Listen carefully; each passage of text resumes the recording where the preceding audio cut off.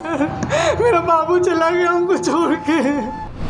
यहाँ पे भी सर, यहाँ पे राजेश्वर में डॉक्टर अखिलेश गंदे गंदे इशारे कर रहा था मुझे सर। चलता था ना तो मुझसे सट के क्रॉस करता था सर। मैं इग्नोर कर देती थी कि मेरा हस्बैंड है यहाँ पे, वरना अगर बाहर होता चप्पल खोल के मैं मारती सर ऐसे इंसान को। सीकर में पड़ा हुआ पेशेंट और उसको देखने के लिए 24 घंटे में कोई नर्स नहीं आती है। तस्वीर को देखिए कि इस महिला की आखिर आंख में आंसू क्यों। इस सिस्टम के आंख में आंसू भले ना आए, लेकिन इस महिला की आंख में आंसू की वजह हम आपको विस्तार से बताएंगे। और इस चित्कार की आवाज अगर सिस्टम तक पहुंच जाए तो बहुत बड़ी बात है। भले आप स्वास्थ्य मंत्री मंगल पांडे अपनी पीठ भले थपथपा ले, लेकिन इस सिस्टम की आवाज आपके कानों तक गूंज भी जाए तो बहुत बड़ी बात होगी। इस तस्वीर को देखने के बाद आपके रोंगटे खड़े हो जाएंगे और आप भी सतर्क हो जाएंगे हॉस्पिटल जाने से। लास्ट था वो सर, वो लास्ट था मेरे बाबू का लाइन। उसके बाद कुछ नहीं बोला उसने। जिसके चलते मार दिया बाबू। और इनके पास था ये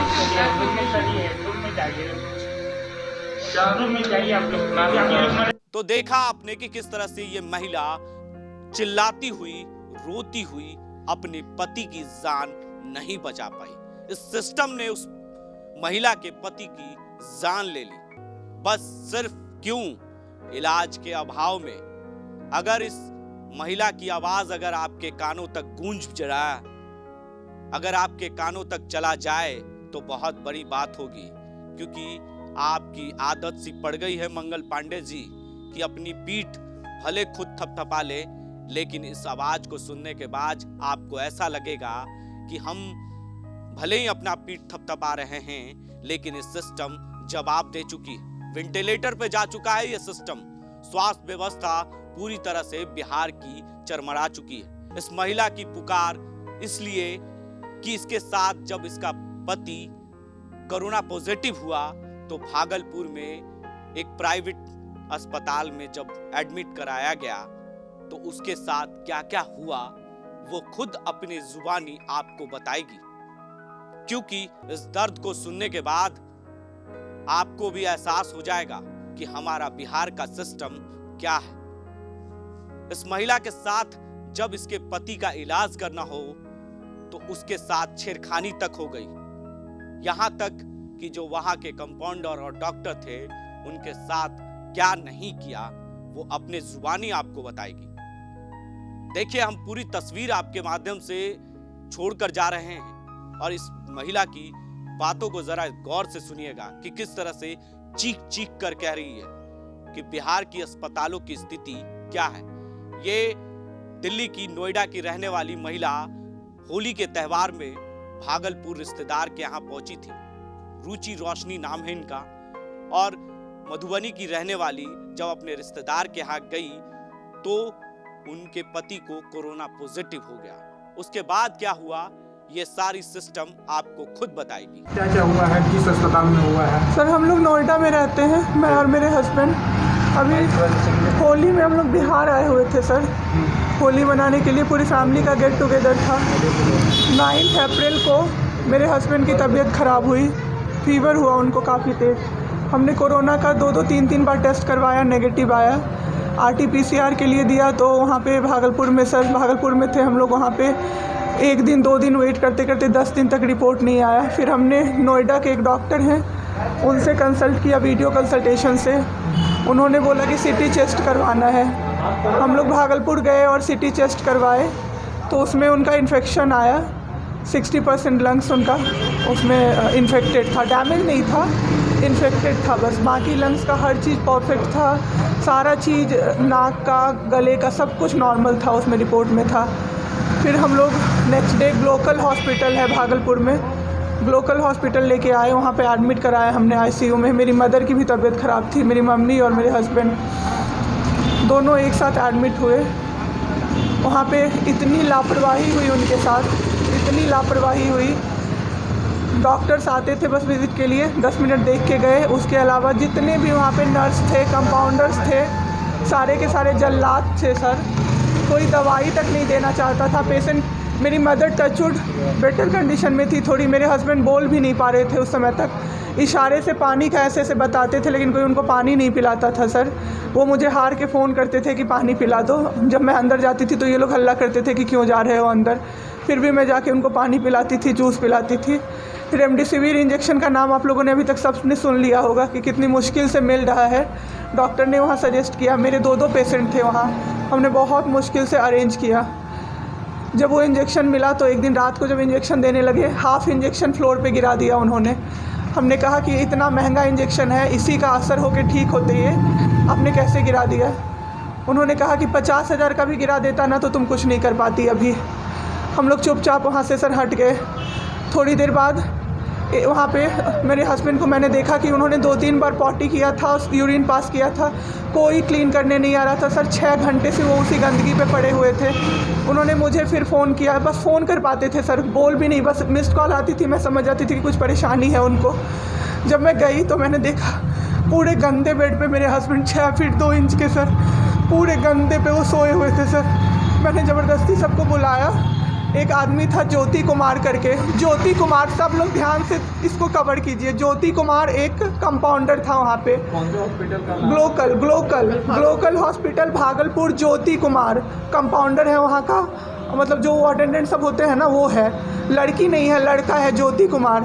उसको मैंने रिक्वेस्ट किया कि भैया प्लीज़ आप मेरे हस्बैंड की मदद कर दीजिए, रात में ये लोग रुकने नहीं दे रहे हैं मुझे अपने पास, इनके पास। उसने बोला ठीक है ज़रूर मदद करूँगा, ये कह के, और मैं अपने हस्बैंड से बात करने लगी। इशारे से ही वो बात कर रहे थे, मैं बोल रही थी। अचानक से मेरा दुपट्टा खिंचाया बहुत ज़ोर से। मैंने सोचा क्या हो रहा है, जब मैंने पीछे मुड़ी तो मेरे कमर पे उस आदमी का हाथ था और मेरा दुपट्टा वो ज्योति कुमार खींच रहा था। मेरी माँ पीछे से चिल्लाई, मेरे हस्बैंड ऐसे ऐसे होने लगे, पूरा पसीना उनको चल गया, कुछ बोल नहीं पा रहे थे वो। जब हम लोग ठीक थे ना, मैं बाहर निकलती थी ना, कोई मुझे ऐसे देखता था ना नॉर्मली ही तो कहते थे आँख निकाल लूँगा, क्या सोच के इसको देख रहे हो। और मेरे हस्बैंड उस दिन बेड पे पड़े हुए देखते रहे कि मेरी वाइफ का कोई दुपट्टा खींच रहा है। और जब मैंने उस आदमी को देखा ना तो वो मुस्कुरा रहा था। मैंने ऐसे दुपट्टा खींचा और मैं कुछ नहीं बोल पाई डर से कि मेरे हस्बैंड यहाँ पे है, मेरी माँ यहाँ पे है, ये लोग कुछ कर देगा। इस डर से मैं कुछ नहीं बाहर निकली। मैं बाहर निकल के मैं दम से बैठ गई। वो आदमी मेरे पास फिर आया, मुस्कुरा के बोला मैं ध्यान रखूँगा। मैंने बोला ठीक है भैया आप ध्यान रखना। मैंने कुछ नहीं बोला उसको, कुछ भी नहीं। 2-3 दिन बाद ऐसे ही कोई सुविधा नहीं, कुछ नहीं। मेरे हस्बैंड की तबीयत उस दिन से बिगड़ी जब रात के 2 बजे में मेरी मदर के बगल वाले बेड पे एक अंकल, मास्क उनका हट गया था और वो अंकल चिल्ला के नर्स को बुला रहे थे और मेरी मम्मी चिल्ला रही थी जल्दी आइए ये मर जाएंगे, जल्दी आइए ये मर जाएंगे। कोई नहीं आया और अंकल ने दम तोड़ दिया। ऐसे 3-4 लोग उस 2-3 दिन के अंदर दम तोड़े हैं बिना केयर के, बिना नर्स के आए। सारी नर्स टेबल कुर्सी लगा के सो जाती थी, कहती थी पागल हो गए हैं हम ही, अब मर जाएंगे इस कोरोना के चक्कर में, अब तो क्यों जॉब कर रहे हो, छोड़ दो, आपकी जगह कोई और आ जाएगा। उसके बाद वहाँ से बाई पैप वहाँ उस हॉस्पिटल में नहीं अवेलेबल था। मेरे हस्बैंड की तबीयत एक दिन बहुत ख़राब हो गई, उन्होंने मायागंज रेफ़र कर दिया, भागलपुर मायागंज हॉस्पिटल। हम लोग जब भी मायागंज आए, मायागंज की और हालत ख़राब। आईसीयू में 4 बेड था।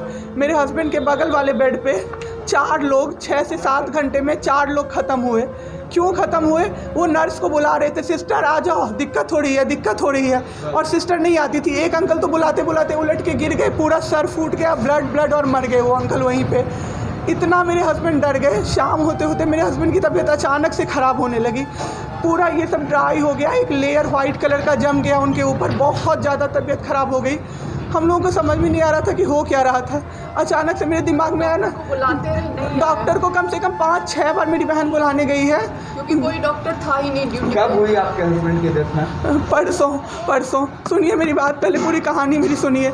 मेरी बहन 5 बार 6 बार गई है बुलाने डॉक्टर को मायागंज में, तो डॉक्टर क्या कह रहे हैं, यार रात में भी सोने नहीं दोगे। जब हमने देखा जाके सर, तो लाइट ऑफ, इमरजेंसी के नाइट डॉक्टर्स का लाइट ऑफ, और सब नीचे बिछा के मूवी देख रहे हैं और सो रहे हैं, और दरवाज़ा तक नहीं खोला सर। मेरे हस्बैंड की ऐसी हालत हुई, जब मेरी दीदी बहुत जाके चिल्लाई तब एक डॉक्टर आए वहाँ से, तो उन्होंने देखा क्या कि मास्क, उन्होंने ऐसे मास्क लगा होता है ना, उसमें एक ऑक्सीजन सप्लाई का पाइप होता है ना, वो पाइप ही नहीं लगाया था सर, बस मास्क लगा के छोड़ दिया था, ऑक्सीजन सप्लाई आ ही नहीं रहा था। जब बहुत कम हो गया तब वो डॉक्टर आए और पाइप लगाया, मेरे हस्बैंड तुरंत में ज़िंदा हो गए। उसी दिन से उनके दिमाग में वो ऑक्सीजन की किल्लत का डर बैठ गया सर। बहुत 7 घंटे बिना ऑक्सीजन के रहे सर, लड़ते रहे। फिर उस दिन इतना वो डर गए, वो बोले नहीं अब हमको कहीं बाहर लेके चलो। दिल्ली में सर हमने बेड का किया, बहुत पता नहीं था, दिल्ली में कहीं भी जगह नहीं था। हम पटना आए, राजेश्वर हॉस्पिटल में सर पटना आए। यहाँ पे इन्होंने कहा आईसीयू में अटेंडेंट नहीं अलाउड हैं, नहीं जाओगे आप। मेरे हस्बैंड रोने लगे कि मेरी वाइफ को बस भेज दो, वो रहेगी तो मैं ठीक हो जाऊँगा। इन लोगों ने नहीं अलाउ किया सर। आज मैंने देखा एम्बुलेंस से हम लोग भागलपुर से पटना आए थे राजेश्वर, रास्ते में उनको 3 बार पॉटी हुई थी सर। उसी गंदे बेड पे उनको 4-5 घंटे राजेश्वर में सुलाया रहा। मैं 10 बार जाके बोली बाहर से कि सर प्लीज़ बेड क्लीन कर दीजिए, वो हम लोग देख लेंगे ना। एक डॉक्टर निकले, मैंने बोला, वो मेरे हस्बैंड अंदर से ना बोल नहीं पा रहे थे ना, अंदर से ऐसे ऐसे कर रहे थे, बुला रहे थे सबको।